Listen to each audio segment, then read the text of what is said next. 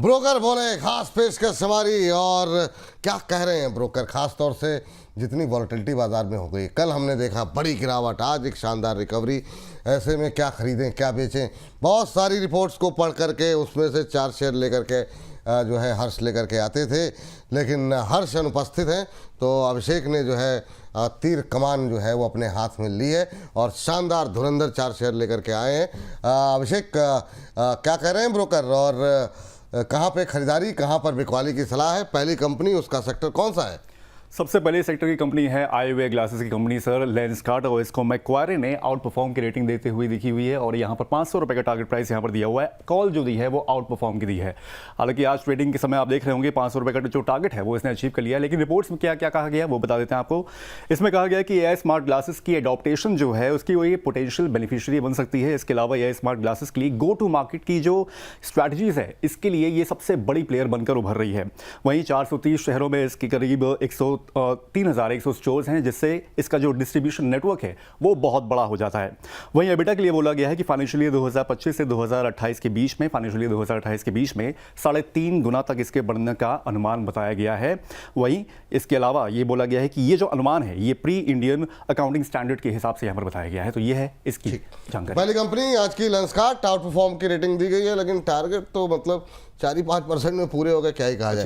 लेकिन इसको जो है इस सेक्टर को लेके, शेयर को लेके, इसकी वैल्यूएशन को लेकर के अमित सर क्या व्यू है आपका?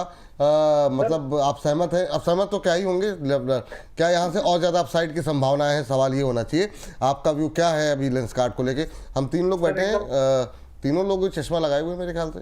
अभिषेक थोड़े से मतलब जो है धुरंधर हैं तो उन्होंने नहीं लगाया हुआ है, बाकी हम 3 तो हैं ही हैं। जी सर।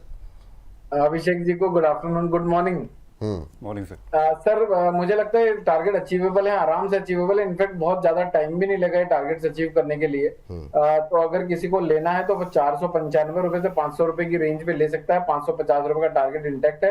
अगर 2-3 महीने होल्ड करता है तो उसको 575-580 रुपए तक भी देखा जा सकता है। 575-580 तक के लेवल देखने को मिल सकते हैं। 495-500 के बीच में आप इसको खरीद करके जा सकते हैं। चलिए हर्ष, अगली कंपनी बताइए। सॉरी अभिषेक।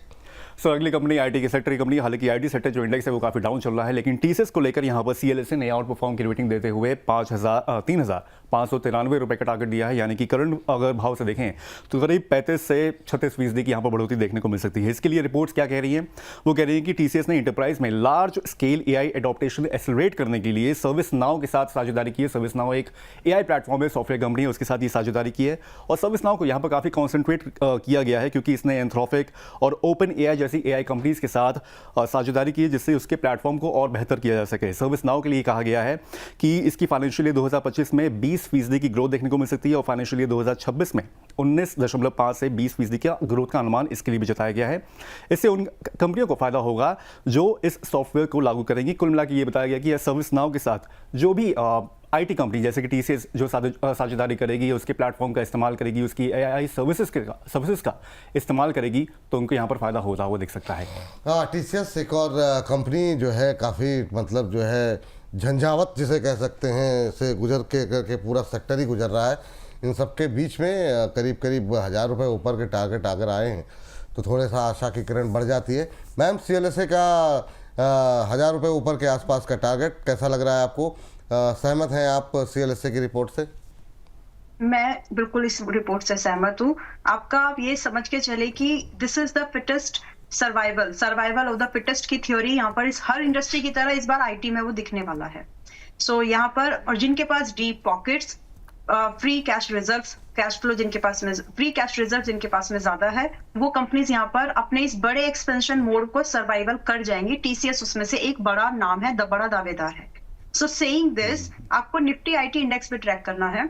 अभी टीसीएस आप 2650 पर खरीद सकते हैं विद अ व्यू कि आपको इसको 2350 पर भी खरीदना पड़ेगा, क्योंकि अगर आपका निफ्टी आईटी इंडेक्स 29,000 आ रहा है तो ये जो लार्ज कैप्स है उनके भरोसे ही आएगा। रही बात जो टारगेट इन्होंने दिया है, मेरी तरफ से क्लियर मैंने एक व्यू रख दिया है कि आप आज भी खरीदिए और 2350 पर भी उतने ही शिद्दत से खरीदिएगा जैसे आप आज खरीदने के लिए तैयार हैं। क्योंकि अगर सारा नैरेटिव मार्केट में बदल गया तो निफ्टी आईटी इंडेक्स 29,000 नहीं आएगा, लेकिन अगर आता है तो वही सबसे लास्ट पॉइंट मेरी नजर में बनता है। उसके आसपास से फिर कंसोलिडेशन और रिवर्सल ही होगा, यानी अपसाइड की मूवमेंट शुरू होगी। सो ये बहुत क्लियर व्यू मैं लेकर के चल रही हूँ इस इंडस्ट्री को लेके।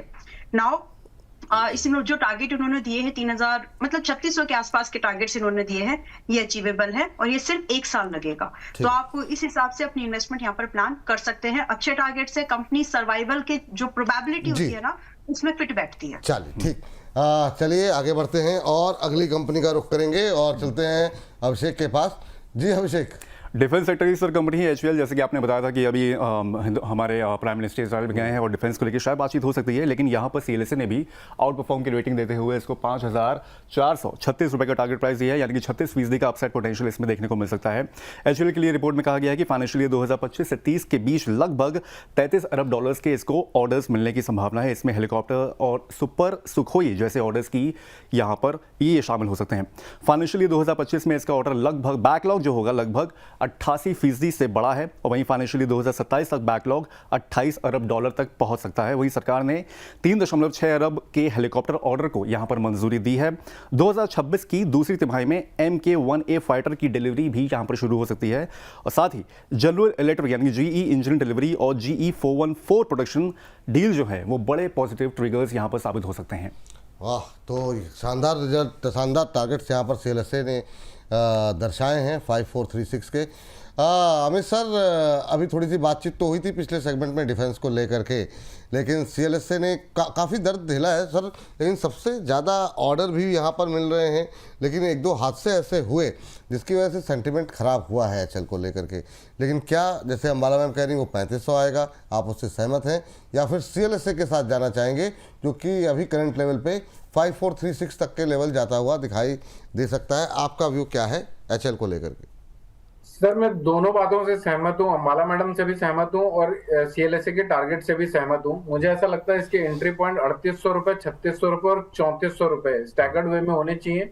3800 रुपए में पहली बाइंग होनी चाहिए, 3600 रुपए गिरता है तो वहां पर फिर से एड ऑन होना चाहिए और 3400 रुपए में भी होना चाहिए। लंबा नजरिया होना चाहिए, कम से कम 1.5 से 2 साल, तब तो हम ये टारगेट्स के भाव को देख सकते हैं। लेकिन गिरते हुए मार्केट को भी खुशी एक्सेप्ट करना है कि मुझे और सस्ता अच्छे रेटों में और खरीदने मिल रहा है। तो सहमत है यहाँ पर और दोनों से सहमत है, दोनों से सहमत है। ये मतलब आपने भी बैलेंस बना ही लिया, मतलब जो है ना, मतलब इधर भी सही, इधर भी सही, हर तरफ सही, अद्भुत। चलिए लास्ट काउंटर के लिए चलते हैं अभिषेक के पास और देखते हैं कि अगला काउंटर आखिरी शेयर जो है वो किस सेक्टर या थीम से निकल के आया है। जी हाँ, JSW स्टील को यहाँ पर मैक्वारे ने आउट परफॉर्म की रेटिंग दी है और सर यहाँ पर जो टारगेट प्राइस दिया गया है वो 1319 रुपये का टारगेट प्राइस है, यानी कि करंट भाव से करीब 3.5% का इसमें अपसाइड पोटेंशियल अभी दिख रहा है। रिपोर्ट में कहा गया है कि भारत में स्टील की जो मांग है वो काफ़ी मजबूत है और फाइनेंशियल ईयर 2026 में अब तक, यानी कि फाइनेंशियल ईयर Y2D की अगर बात करें 2026 की, तो लगभग 7 से 8% की या ईयरली ग्रोथ दिख रही है। दिसंबर 2025 के बाद डोमेस्टिक स्टील प्राइसेस करीब 9% बढ़े हैं, जिसमें सरकार की ओर से जो स्टील इंपोर्ट पर 12% का सेफगार्ड ड्यूटी 3 साल के लिए जो लगाया गया था वो एक मददगार ट्रिगर यहाँ पर साबित हुआ है। इसके बावजूद भारतीय स्टील जो कीमतें हैं अभी भी इंपोर्ट कीमत से लगभग 102% ही सिर्फ महंगी हैं, जबकि पिछले 3 साल में ये औसतन जो था 5 से 7% का यहाँ पर प्रीमियम भरना पड़ा था। कीमतों में अभी भी बताया जा रहा है कि 1000 से 1500 रुपए प्रति टन की बढ़ोतरी की यहाँ पर संभावना जो है वो दिख रही है। वाह, चलिए तो हर तरह की थीम को पकड़ने की कोशिश जो अभिषेक ने आज की है, तो ये मतलब जो है काफ़ी काबिल तारीफ बात है। डिफेंस ले लिया, प्रधानमंत्री दौरे पे थे, मेटल में तेज़ी के लिए JSW स्टील ले लिया, TCS आज के मतलब सबसे बड़ा ट्रेंडिंग है। तो अलग अलग जो स्टॉक सिलेक्शन काफ़ी शानदार, जहाँ पर रिटेलर्स की भूमिका काफ़ी बड़ी होती है और रिटेलर्स के काफ़ी सारे सवाल रहते हैं। तो JSW स्टील, मैम क्या व्यू आपका? मैक्वेरी आज हम लोग बातचीत कर नहीं पाए JSW स्टील पे, काफ़ी सारे मेटल स्टॉक से बातचीत हुई, आउट परफॉर्मेंस की रेटिंग 1319 का टारगेट, आप सहमत हैं इस टारगेट से? I agree very well and in fact मुझे लगता है टारगेट कम दिए हैं, क्योंकि दिसंबर 2025 में मैंने 1 साल का नजरिया 1166 पे दिया था 1230 से लेकर के 1500 के टारगेट के लिए। और मुझे याद जहां तक आ रहा है ये मतलब न्यू ईयर वाले स्टॉक लिस्ट में भी था जो आप लोगों के साथ में शेयर की थी। तो यस, टारगेट इन्होंने पहली बात तो इतना तो जिन्होंने बोला वो तो बहुत ही पॉसिबल है, बट ये 1500 तक का कैंडिडेट है। सो कहने का मतलब ये है कि जो आउटलुक दिया है पॉजिटिव अपसाइड के लिए, आई एग्री विद इट, लेकिन जो टारगेट दिए हैं 1390 अंडर छोटे टारगेट दिए हैं, ये 1500 तक स्ट्रेच करेगा और इसी साल की बात हो रही है, यहाँ पर हो रही है, यानी दिसंबर 26 होते होते कंप्लीट ये 1500 तक भी आपको दिख जाएगा। So if you are already in, hold कर जाइए। फ्रेश बाय करने का अगर आपका विचार है तो अब खरीदने वालों के लिए पार्ट्स में इन्वेस्टमेंट का सजेशन मेरी तरफ से रहेगा। 1270 पर तो नहीं लेना है बिल्कुल भी, 1250 के आसपास से 1200 की रेंज तक खरीदे और स्टॉप लॉस एक 200 दिन का मूविंग एवरेज जो है इसका 1100 पर मेंटेन करिएगा एंड सिंपली टारगेट्स के लिए होल्ड करिए। जो ये पहला टारगेट है 1319, ये तो है ही, 1500 भी पॉसिबल है, 1500 तक भी पॉसिबल है। चलिए, तो इसी के साथ इस सेगमेंट को समाप्त करने का वक्त हो गया है। हर्ष और अभिषेक की ये जोड़ी काफ़ी कमाल कर रही है। हर्ष की अनुपस्थिति में अभिषेक ने और बेहतर प्रदर्शन किया, तो शानदार अभिषेक। तो उम्मीद करते हैं कि हर्ष जल्दी स्वस्थ भी हो, लेकिन उसके बाद भी आप बीच बीच में आते रहें, अपनी उपस्थिति यहाँ पर इस कार्यक्रम में दर्ज कराते रहें। तो बहुत बहुत शुक्रिया, बहुत बहुत धन्यवाद आज की चर्चा में जुड़ने के लिए। फिर 1 बजे मिलेंगे आपसे।